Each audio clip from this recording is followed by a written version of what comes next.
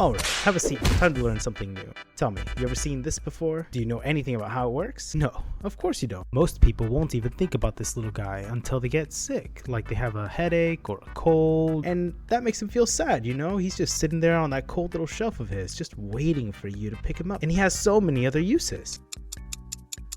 Okay, he actually doesn't have that many uses, but it's pretty much the most common thing that people will take, and he's actually one of the safest. So acetaminophen, aka Tylenol, is a fever reducer and a pain reliever. He's actually one of the most useful little chaps out there because his side effects and interactions are almost non-existent. Wait! Almost, because if you take him too much, he'll kill your liver.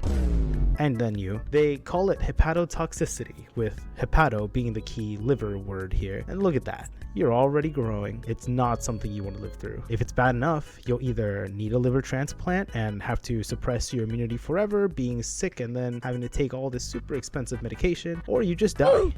Simple, really. But you want to know how this happens. So when you're feeling a little sicky and you take him home with you, he puts your liver to work. He gets transformed into a few things by your liver, some that will go on to off-ski your pain and fever, and one of them, which is the highly reactive, highly toxic NAPKI, which is short for N-acetyl P-benzoquinone-imine, which is long enough and nobody ever needs to know that NAPKI works just fine, which goes from being your body's terminator into the terminated by another friendly fellow. His name is glutathione, and he takes care of you behind the scenes, but we won't talk about him too much. However, take too much of this acetaminophen and the Terminator overpowers your body's bodyguard, and he starts messing all sorts of things up in your liver there, eventually killing you. You know, simple. And there's also a new thing that's crept up recently saying that Tylenol use in pregnancy is associated with autism.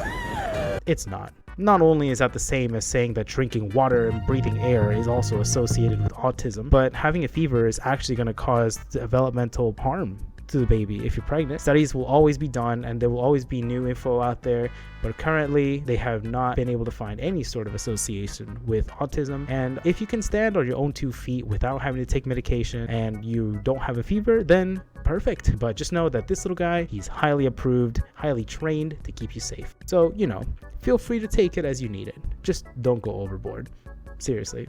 So my buddy here is safe to take under 4 grams daily, which is 8 of those little extra strength ones, by the way. And he's super cheap too. You can find him almost anywhere on the shelves. And what if I told you, you'll find him elsewhere too. You can find acetaminophen under his formal name, Tylenol, but almost any other box you see that says pain relief, cough and cold, anything like extra like that is probably gonna have acetaminophen in it. However, he's a major concern with a few bigger guys, Percocet and Norco. You may have heard of them, you may have not, but these guys are both highly controlled pain medications and you can only get them with a prescription. Lots of rules, lots of limits. But with these, they essentially are both super strong opioids with acetaminophen. So if you take your acetaminophen off the shelf with anything else that has it and you didn't even know, you'll be getting some extra acetaminophen, which I'm sure your liver won't fully appreciate. But not to worry, you can always check the box to see if it has any acetaminophen, and it'll always tell you. It'll always be listed in really small letters. You'll need a microscope sometimes, but hey, it'll be there. And of course, I'm always here to tell you too, if you're into that sort of thing. So the next time you're in the store and you're feeling sicky, you'll know a little more about this guy. Take him safely, follow the directions on the box. Don't go make Tylenol teriyaki chicken or anything like that. And he'll be your acetaminophen friend.